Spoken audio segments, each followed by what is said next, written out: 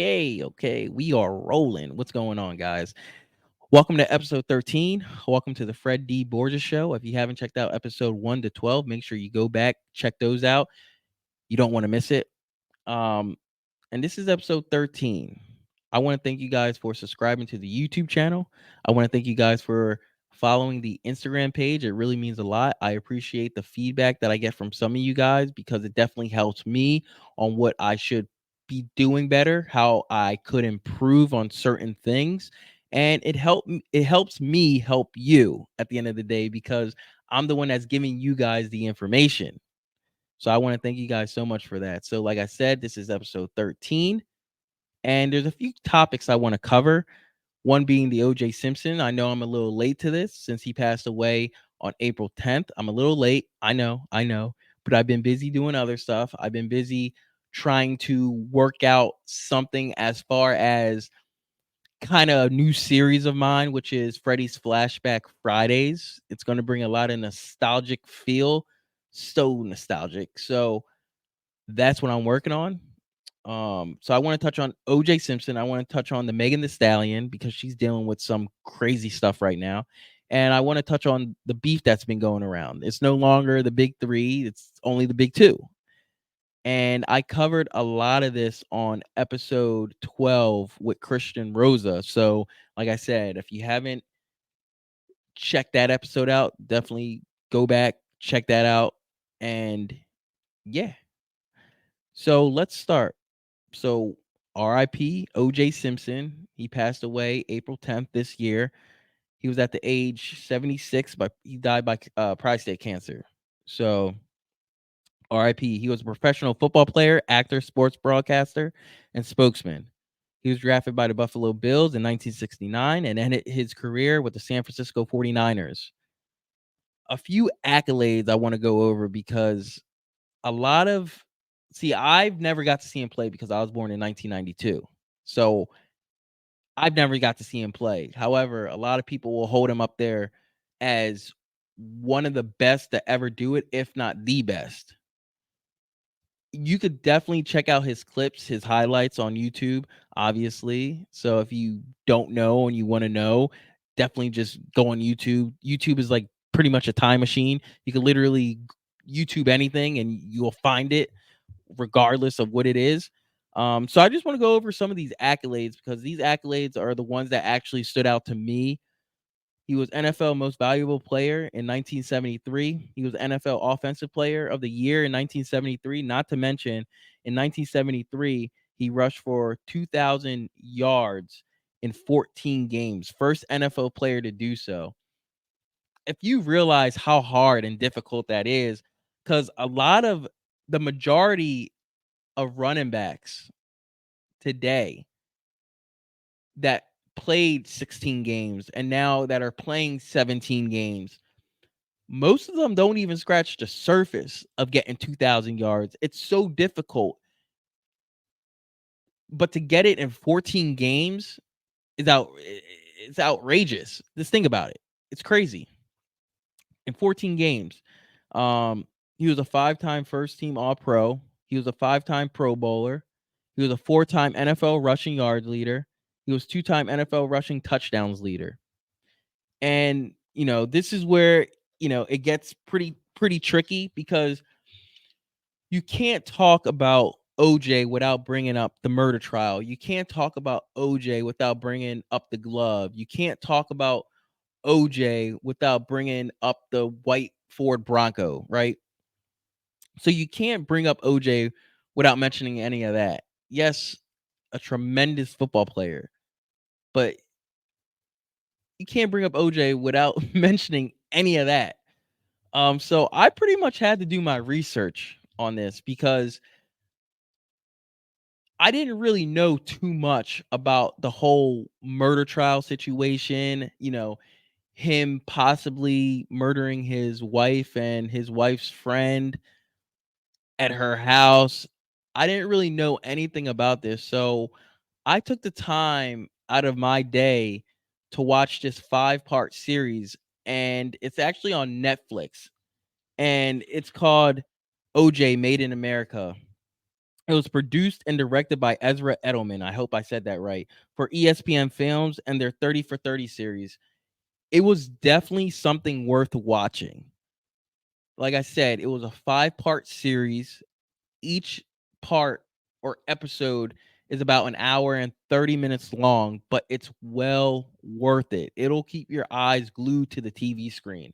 I enjoyed it. I definitely did enjoy it.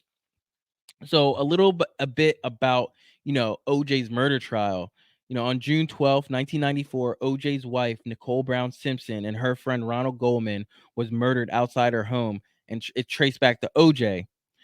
And it was a widely televised in which he tried fleeing the scene in the infamous white Ford Bronco. Like I said, we can't talk about OJ without mentioning that Ford Bronco.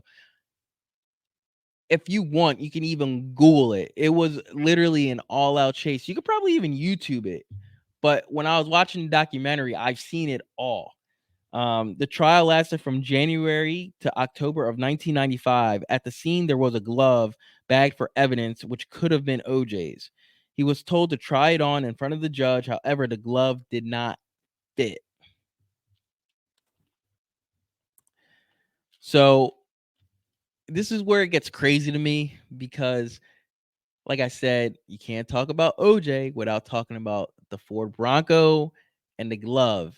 And since the glove did not fit, in the words of the late Johnny Cochran, his defense attorney, if it don't fit, you must acquit. And he was acquitted on all charges on October 3rd, which is crazy.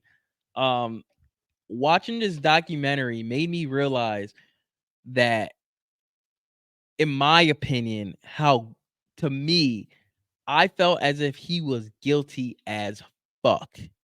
And for him to get away with murder is something, and to flee the scene and to just be on television, televised, this car, the Bronco, like, I don't know how many cops, a bunch of cops, 6, 7, 8, 9, 10 cops just following him. Like, it's crazy to me how all this happens, and yet you get acquitted from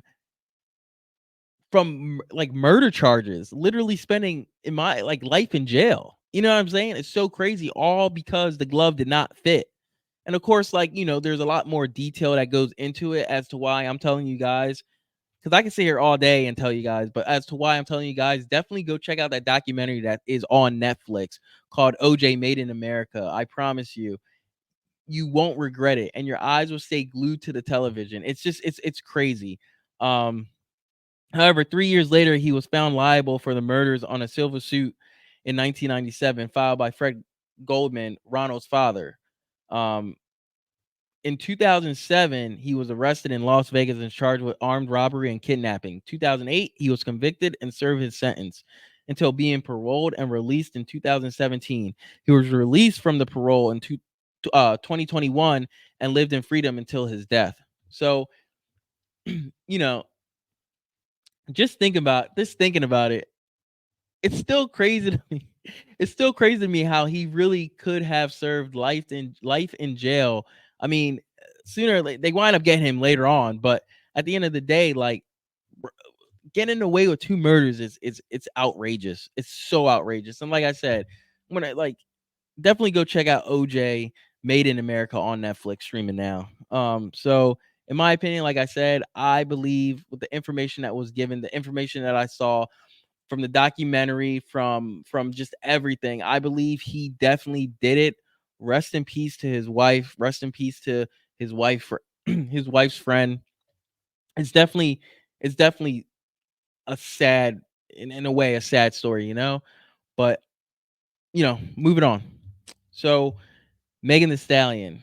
So Megan the Stallion, I remember a few days ago, 50 Cent posted about Megan the Stallion, and supposedly she forced her cameraman to watch her have sex with another female, which is outrageous. But he's filing for a lawsuit about it, which is crazy. So let me read this off. So, a photographer who worked for Megan the Stallion alleges he was forced to watch her have sex and was unfairly fired and was abused as her employee.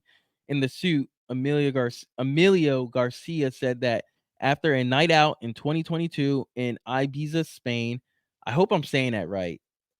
Ibiza, Ibiza, I don't know. I hope I'm saying that right. He was in an SUV with a hip hop star when she began having sex with another woman right next to him. He was unable to get out of the moving car and would have been in the middle of nowhere in a foreign country even if he was able. Garcia was, in his words, quote, embarrassed, mortified, and offended throughout the whole ordeal, unquote, according to the lawsuit.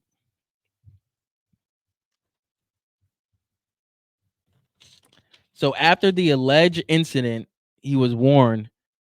She basically warned him, don't ever discuss what you saw and unquote, and started fat shaming and treated differently by Megan, calling him a fat bitch and telling him to spit your food out whenever he was eating and that he didn't need to eat.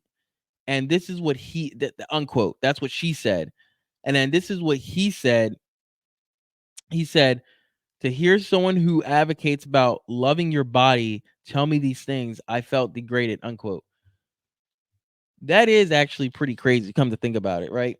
You have this big pop star or hip hop star or whatever star you want to call her. She's a star, right?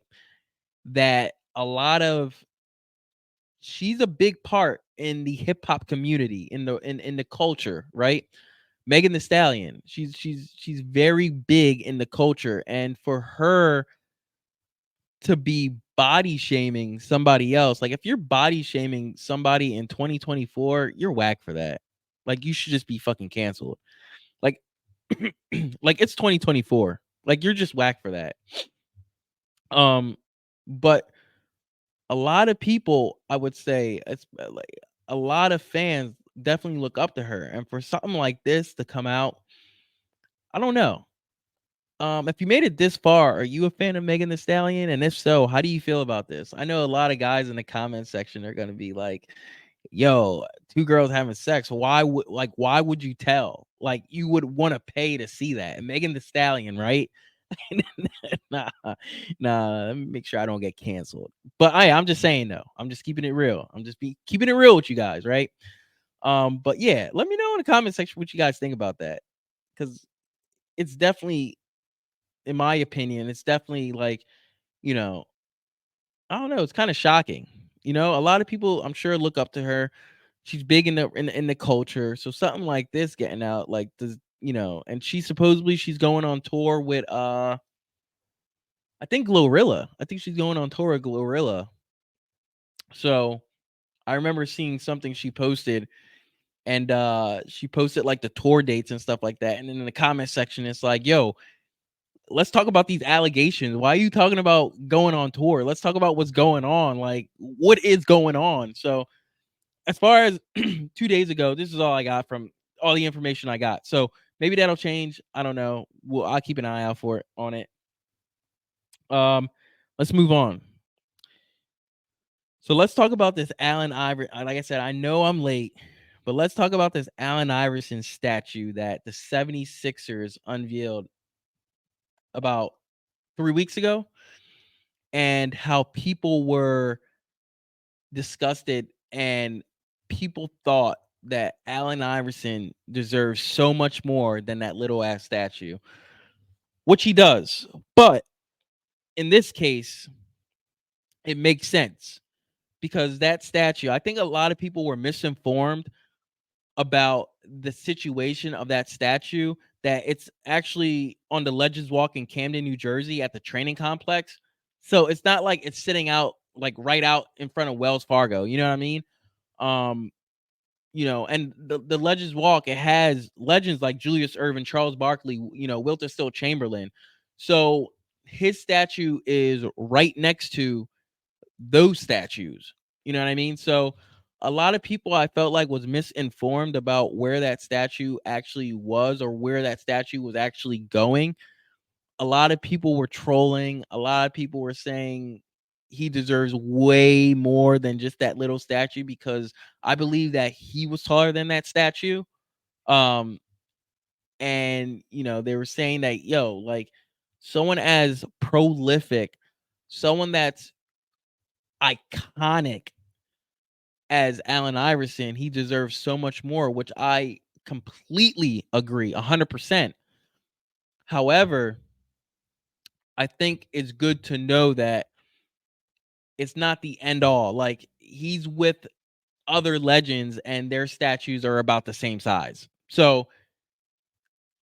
it is what it is.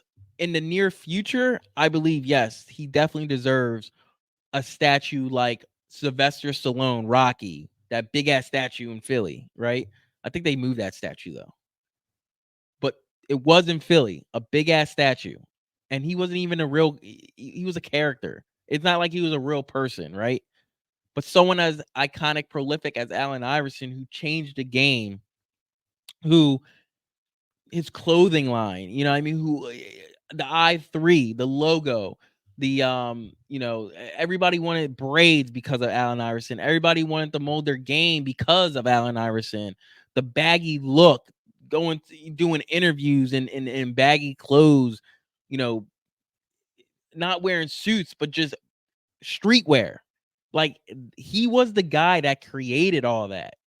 So, like I said, someone who's as prolific as him, NBA Rookie of the Year award in 1997, League MVP award in 2001. Yes, he deserves so much more than that little statue, but that statue is going in a place where you have a bunch of other legends and their statues all the same size. But yes, in the near future, I believe he deserves so much more than just a little statue if they wind up doing that shit again. And if they do, I'm sure Philly fans will be disgusted.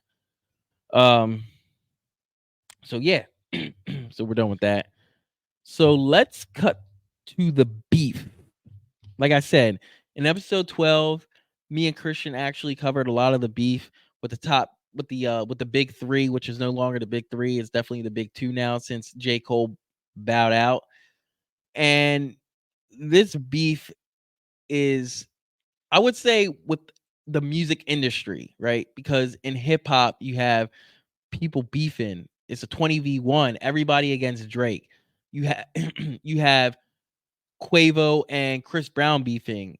So I didn't want to say hip hop. I said music industry because you have people like Taylor Swift and Kim Kardashian. You know what I mean? Um, so it's just funny to me, but besides the point.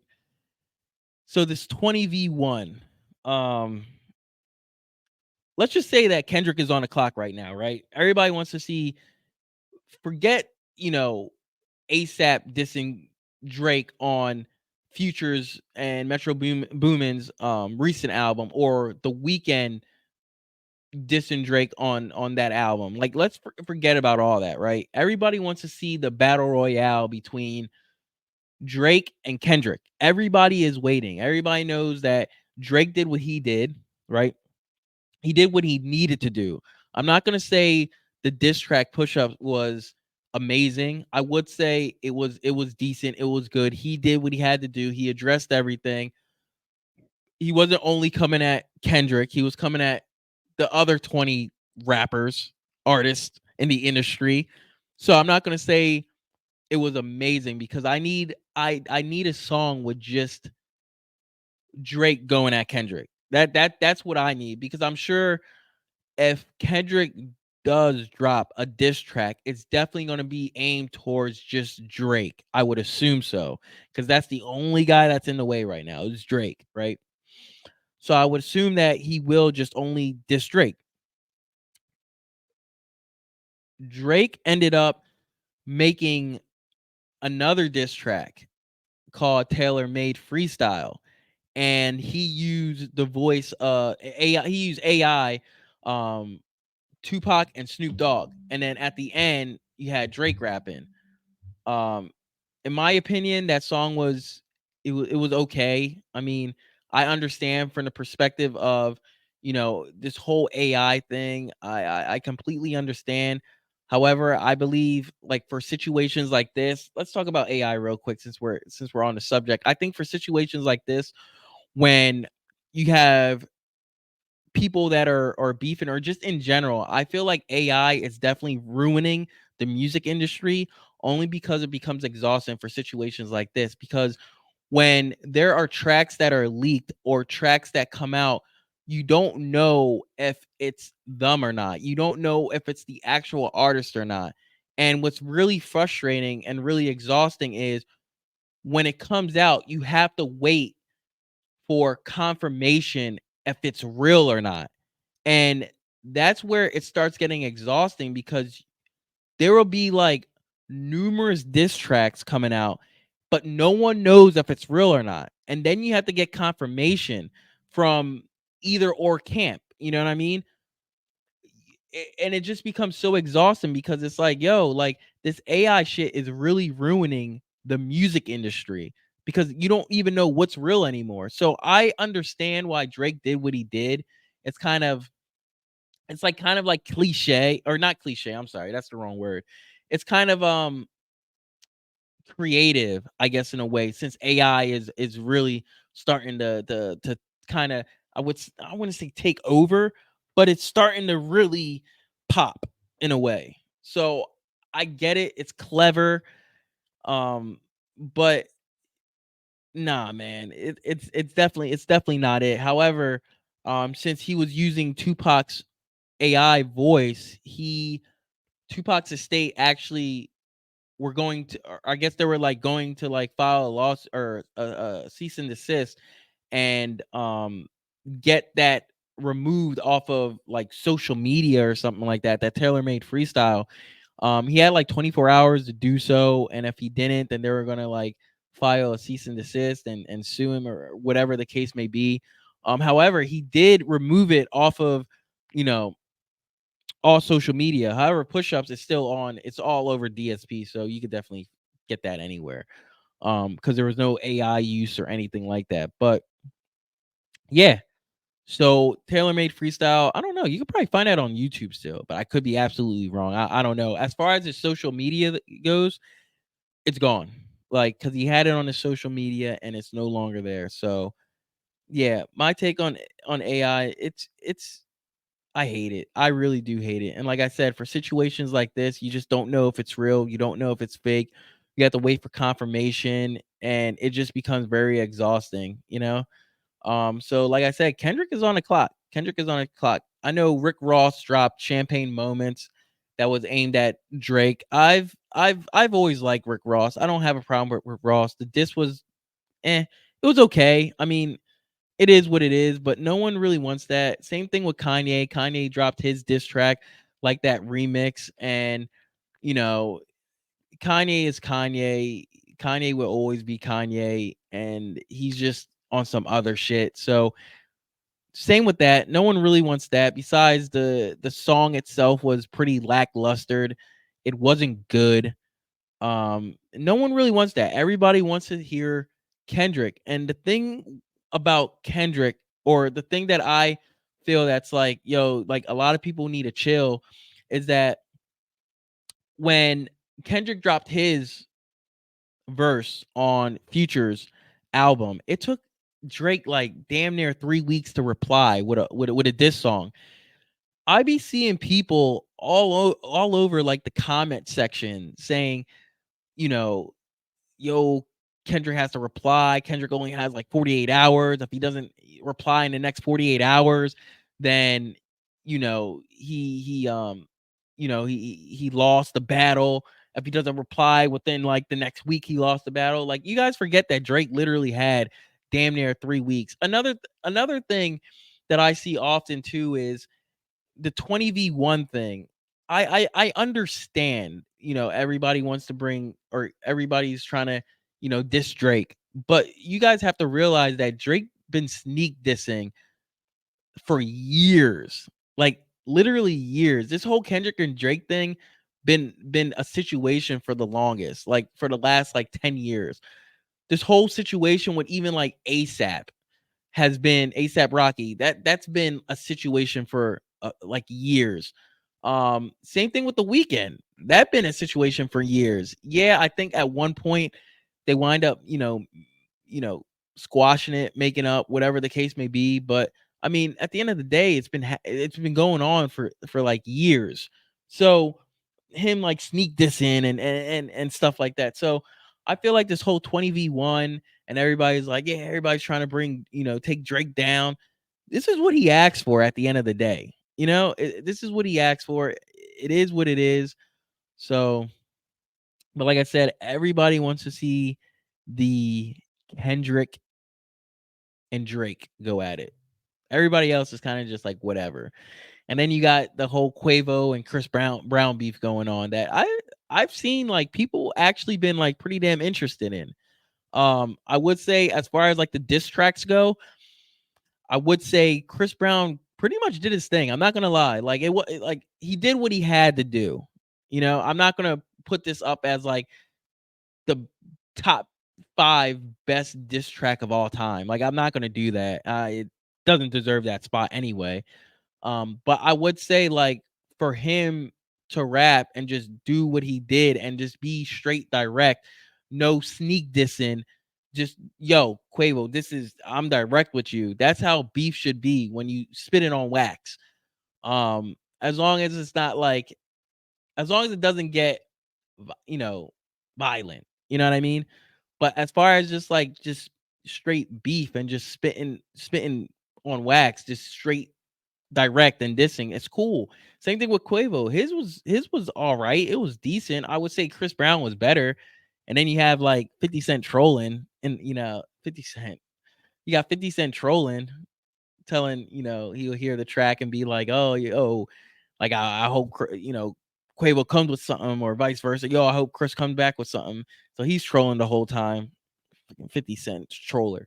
But yeah, I mean, long story short, Kendrick, you are on the clock. That's all I gotta say. You're on the clock. How long? Drake had like 3 weeks. So shit, you do the math. Hopefully we get the Heart Part 6. That'll be dope. Just him going directly straight at Drake. I think that's possible. I think we'll probably get something like that. But anyway, so that's the end of episode 13. Just a little quick recap of what's been going on. Once again, I appreciate you guys for being here. I appreciate you guys for tuning in. I appreciate you guys for subscribing. I appreciate you guys for following the Instagram channel. I appreciate you guys for giving me feedback on the channel itself. It helps me improve and it helps me help you because I'm the one that's giving you the information. Episode 14. I don't know if I'm going to do what I'm going to do for episode 14 or maybe that might be 15. I'm not 100% sure, but we have good news. I will be teaming up with my good friend Mike Vaca and my other good friend Rob Mullen that I haven't talked to in like forever. I haven't even talked to Mike Vaca in like forever. But I will be teaming up with them and we will be doing the Taylor Swift discography since she just dropped a new project last week. I haven't even been like a weekly. Actually, tomorrow will be a week since she did drop a project last week, and we will be doing her discography. So you guys definitely want to tune in for that. If you're a Swiftie, you're definitely going to want to tune in because if you don't tune in, then you're not a Swiftie. So are you a Swiftie or not? So tune in. That video we'll be recording probably or sometime next week. So that video won't be dropping until like a week from now. So be on the lookout for that. And like I said, I appreciate you guys so much for tuning in.